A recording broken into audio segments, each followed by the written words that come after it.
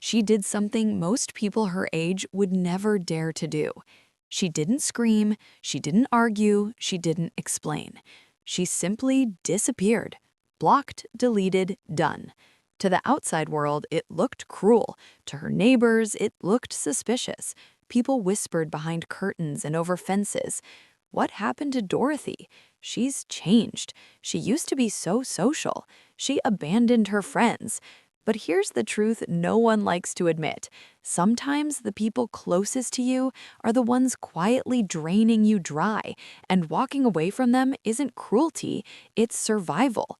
Be careful with people. Some smile to your face but measure you behind your back. Some sound supportive but secretly resent your peace. Outwardly kind, inwardly competitive. Only a very small percentage are genuinely good-hearted. Dorothy learned this lesson late in life, but when she learned it, it changed everything. Today, I'll tell you what really happened to Dorothy, why she walked away from people she had known for over 20 years, and what her life looks like now, 2 years later. Before we begin, hit the like button and drop a comment with your age. Now, let me take you back to the moment everything began to change. The Tuesday routine. It started on a Tuesday morning. Dorothy drove to the cafe she had been visiting for over 2 decades. Same street, same parking spot, same knot in her stomach. She sat in the car for a moment longer than usual, staring at the steering wheel. She took a slow breath before stepping out. Inside, the cafe smelled of coffee and baked bread. The sound of cups clinking and quiet conversations filled the air. Margaret was already there, sitting at their usual table by the window. Dorothy smiled and walked over. "Morning," Dorothy said warmly. Margaret barely looked up. Dorothy sat down, ordered her coffee, folded her hands neatly on the table. Margaret started talking immediately. "My daughter got divorced again."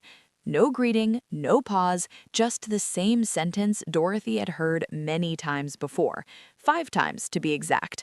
Dorothy nodded. She already knew her role. Listen, nod, reassure. "I can't sleep at night," Margaret continued.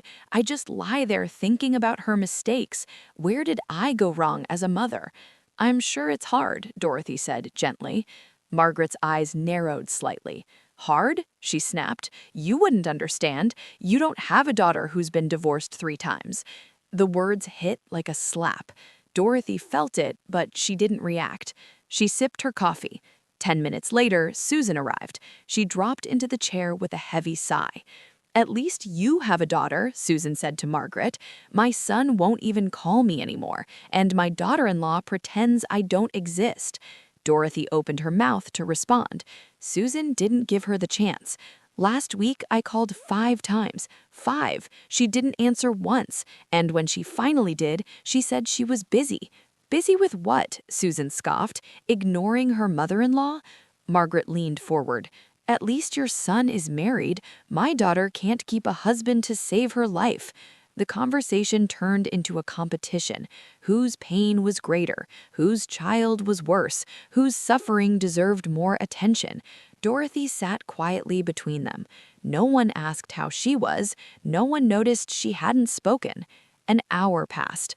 Then Helen arrived. She walked in confidently, wearing a new designer coat.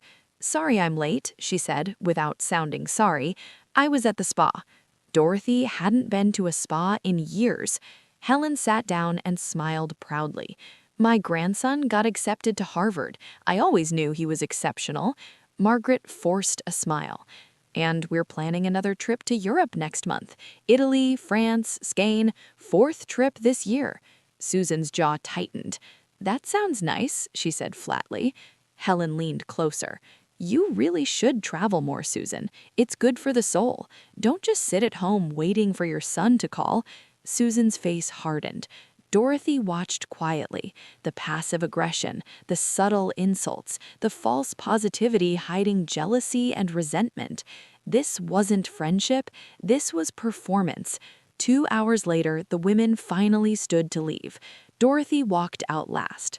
The question that would not go away. She drove home in silence. Her hands gripped the steering wheel tightly. Her chest felt heavy. Why do I keep doing this? When did it become so exhausting? At home, her husband Robert sat in the living room reading the newspaper. How was coffee? He asked casually. Dorothy sat down slowly. Exhausting. Robert looked up. Then why do you keep going?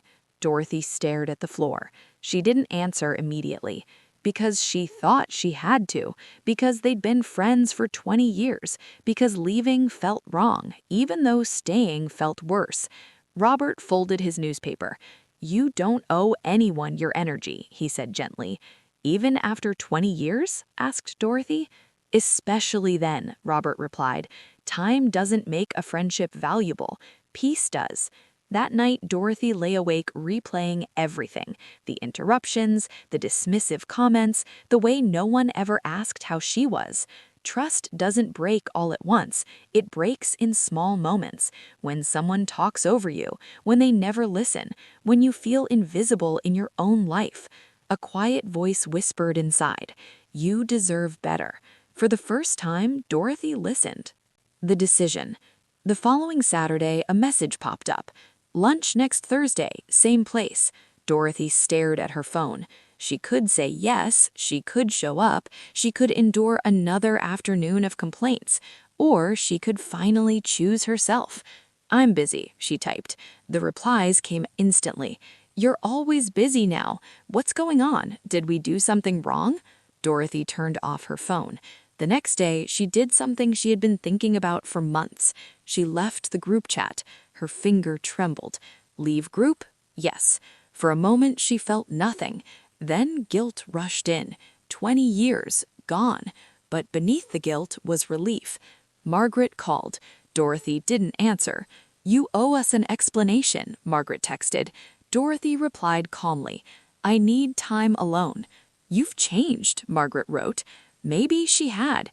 Maybe she had finally grown. Dorothy turned off her phone. The aftermath. The days that followed felt strange. Dorothy waited for regret. It never came. Instead, she felt lighter. She started walking alone. She noticed the trees, the birds, the sound of her own footsteps. Being alone wasn't lonely, it was peaceful. She started visiting cafes alone, reading alone, thinking alone.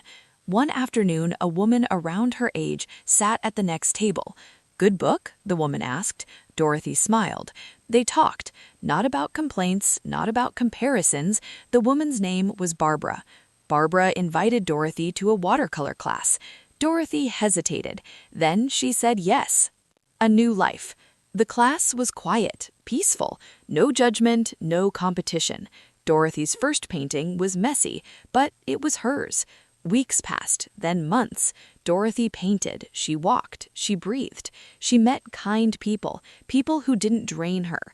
One day, she realized something important. She didn't lose friends. She had lost access to her. 2 years later, Dorothy is 76 now. She paints every morning. She meets Barbara once or twice a week. She doesn't need constant company. She learned 3 lessons. History doesn't equal health. A friendship should add to your life, not drain it. Old age is for organizing your life. Let go of what no longer serves you. Being alone isn't loneliness, it's freedom. Dorothy spent 20 years surrounded by people who made her feel invisible. Now she stands alone and finally feels seen. You didn't lose them. They lost access to you, and that's okay.